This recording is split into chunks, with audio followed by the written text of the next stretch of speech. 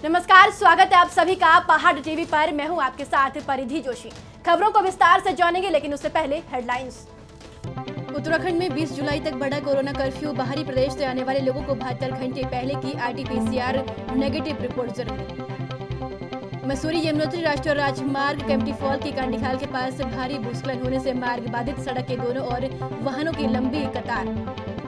प्रदेश के हिल स्टेशनों पर वीकेंड पर सैलानियों की भारी भीड़ उमड़ रही है। इसी दौरान सैलानी कोरोना गाइडलाइन का उल्लंघन करते दिखाई दिए। कुछ ऐसी ही तस्वीरें मसूरी और नैनीताल से सामने आई है, जिसके बाद उत्तराखंड सरकार ने सख्त रुख अख्तियार किया है। सरकार ने कहा कि यदि पर्यटन स्थलों में अभी स्थिति बिगड़ती है तो इसकी जिम्मेदारी जिलाधिकारी की होगी।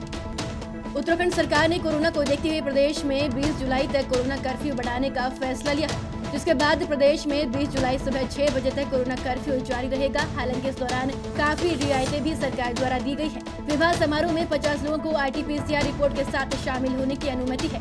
इसके अलावा शव यात्रा में भी 50 लोग शामिल हो सकेंगे। वहीं समस्त शैक्षिक और प्रशिक्षण संस्थान अग्रिम आदेश तक बंद रहेंगे। कोचिंग संस्थानों को कोविड प्रोटोकॉल के साथ 50% क्षमता के साथ खोलने की इजाजत दी गई है। कोरोना नेगेटिव रिपोर्ट अनिवार्य। बाहरी प्रदेश से आने वाले लोगों को 72 घंटे पहले की RT-PCR नेगेटिव रिपोर्ट के साथ ही प्रदेश में प्रवेश की अनुमति होगी। इसके साथ ही बाहरी राज्य से आने वाले लोगों को स्मार्ट सिटी के वेब पोर्टल पर रजिस्ट्रेशन कराना अनिवार्य होगा।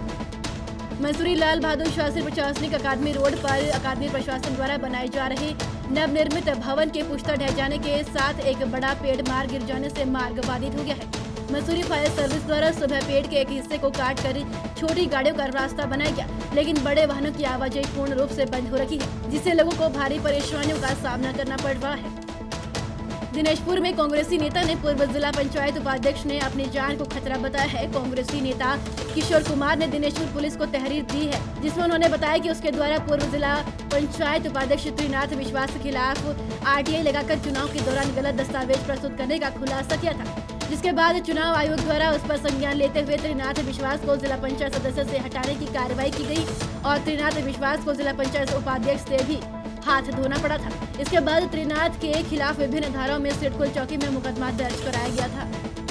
देखिए, जब से मैंने जिला पंचायत का चुनाव लड़ा, तब से ही जो त्रिनाथ विश्वास है वो मेरे से राजस्थान एक इस तरीके से मतलब बदला लेने की भावना के तहत वो षड्यंत्र रच रहा है। लेकिन जब से ये जेल पे गया है तो उसका निजी ड्राइवर दयाल घरामी और त्रिनाथ विश्वास लगातार ये कहते हुए नज़र आ रहे हैं कि मेरे जमानत के बाद आते ही इसको नहीं छोड़ूंगा, इसको जान से मरवा दूंगा, गाड़ी से कुछ उड़ा दूंगा। मैं परिवार का इकलौता लड़का हूं और वो भी नहीं रहेगा। तो मुझे लगता है कि इस व्यक्ति से मुझे जान माल का खतरा है और मेरे अगर किसी भी व्यक्ति को मेरे परिवार का खतरा होता है तो इसकी जिम्मेदारी इनकी होगी और पुलिस प्रशासन की होगी। इस संबंध में हमने CO साहब को, SSP साहब को, DGP को और मुख्यमंत्री को ज्ञापन दिया।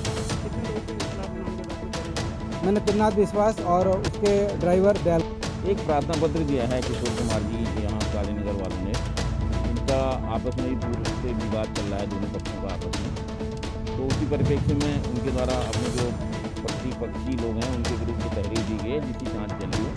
जांच के उपरांत अगर सत्य सही पाएगी। चंपावत जिले में आम आदमी पार्टी कार्यकर्ताओं ने जिला प्रभारी दीपक भट्ट की अगुवाई में टनकपुर शहरी और ग्रामीण क्षेत्रों में हुए जल भराव की समस्या को लेकर प्रदर्शन किया।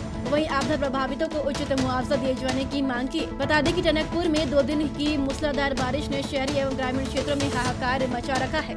अत्यधिक मात्रा में जल भराव होने से लोगों को भारी नुकसान हुआ है। टनकपुर में जो बारिश हुई है, भारी बारिश ने काफ़ी ज़्यादा नुकसान किया है। यहाँ पे कई लोगों के घरों में पानी घुस गया है, जिस बरसाती पानी ने काफ़ी ज़्यादा नुकसान किया है। उन्हीं लोगों के द्वारा यहाँ पे हमारे समर्थन में धरना प्रदर्शन किया गया है और ज्ञापन दिया गया है, जिसमें हमने प्रशासन को सूचित किया है कि जो है जल्द से जल्द अपनी एक टीम बना के, राजस्व कर्मचारियों की टीम बनाकर मौका निरीक्षण करें और जो नुकसान हुआ है उसकी जो है जांच पड़ताल कर इनको सभी लोगों को मुआवजा दिला जाए। इनको मुआवजे की बहुत ज़रूरत है, ये अत्यधिक परेशान है, अत्यधिक गरीब है।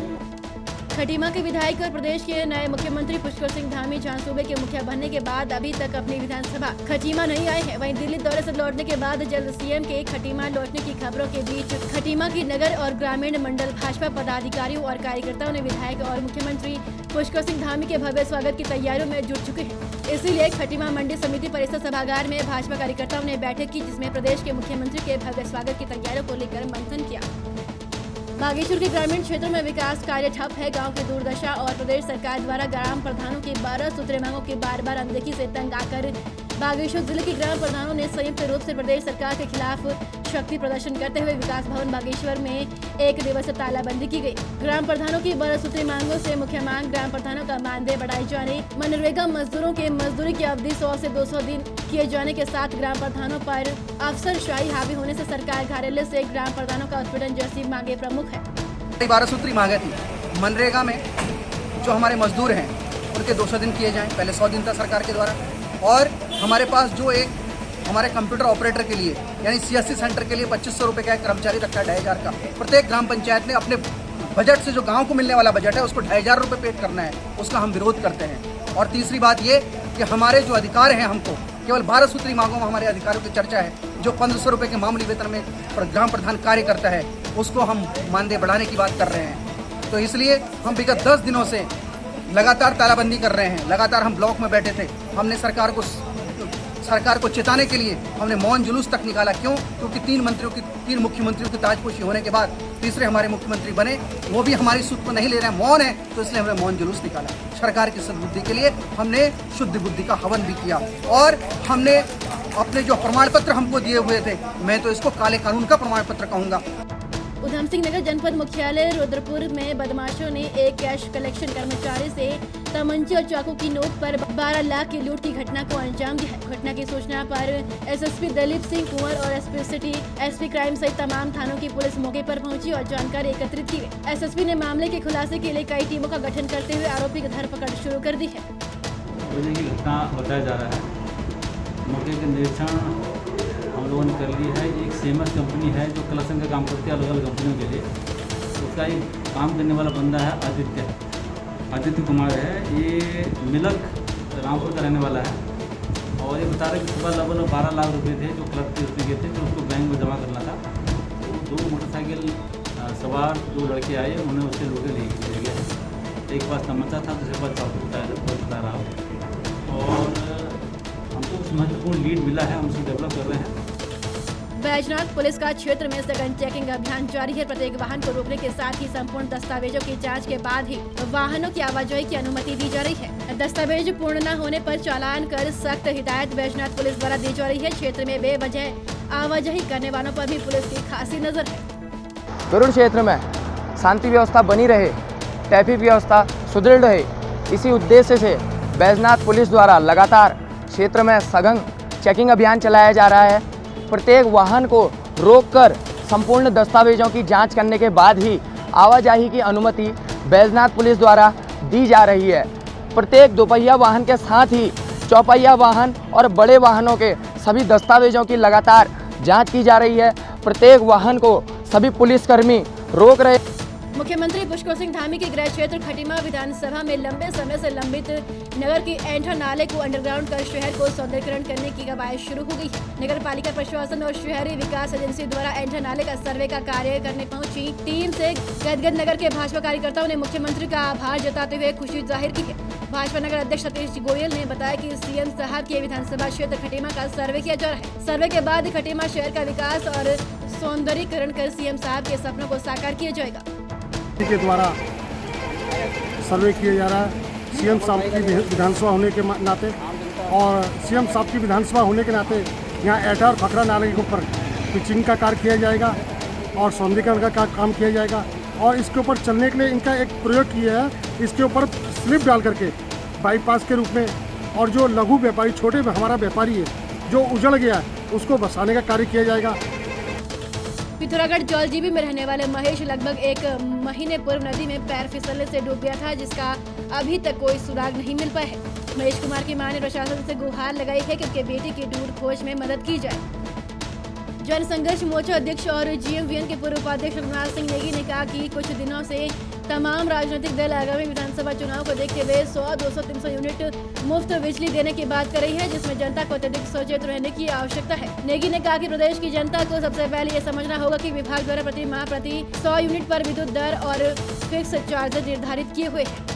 आगामी विधानसभा चुनाव को देखते हुए तमाम राजनीतिक दल हैं मुफ्त बिजली देने की बात कर रहे हैं। कोई कह रहा है 100 यूनिट देंगे, कोई 200, कोई 300, लेकिन इन बिजली फ्री देने से पहले जनता को इस बात को सोचना पड़ेगा, जनता को इन जुमलों से बच के रहना पड़ेगा, क्योंकि जो स्थिति है हर साल विद्युत मूल्यों में बढ़ोतरी हो रही है, चाहे वो फिक्स चार्जेज हो, तमाम जो टैरिफ हैं, जो स्लैब बने हुए, उसके माध्यम से जनता को जो इनका एक हिडन एजेंडा है उसके तहत जनता को लूटने का काम ये विभाग कर रहा है। हमारा कहना है, अगर हम आज वर्तमान में विद्युत दर की बात करें तो जो 100 यूनिट की जो स्लैब विभाग ने बनाए हुए, 100 यूनिट तक जो है 2 रुपये 80 पैसे, 200 यूनिट तक 4 रुपये है, और 400 यूनिट तक 5 रुपये 50 पैसे, और 400 यूनिट से अधिक 6 रुपये 25 पैसे प्रति यूनिट है। वहीं अगर हम फिक्स चार्जेस की बात करें, 100 यूनिट तक भी वही 60 रुपये, फिर 200 यूनिट तक 120 रुपये, फिर 400 यूनिट तक 200 रुपये, और 400 यूनिट से अधिक यूनिट से अगर आती है बिल में तो उस पर 300 रुपये फिक्स चार्जेस है। और मजे की बात यहीं पे सोचने वाली बात है कि अगर हम वर्ष 2020-21 की बात करें बिजली के दामों की, तो 100 यूनिट तक वही 2 रुपये 80 पैसे था, 200 यूनिट तक 3 रुपये 75 पैसे, फिर 400 यूनिट तक 5.15, और 400 यूनिट से अधिक पे 5 रुपये 90 पैसे। वहीं फिक्स चार्जेस पहले 60 रुपये थे, फिर 95 रुपये, फिर 165 और फिर 260 रुपये जो टैरिफ के साथ। ये जो लूट है, सबसे बड़ी इस बात को जनता को समझना पड़ेगा कि ये 100 यूनिट प्रति माह के हिसाब से स्लैब बनाए गए। 100 यूनिट से अगर ऊपर यूनिट हो जाती है तो दूसरे स्लैब में आ जाता है, फिर तीसरे में आ जाता है। इस तरह करके जनता को लूटने का काम किया जा रहा है। उत्तराखंड की बड़ी खबरों में फिलहाल इतना ही। बाकी अपडेट के लिए हमारे साथ बने रहिए और देखते रहिए पहाड़ टीवी। नमस्कार। ये है मेरा उत्तराखंड।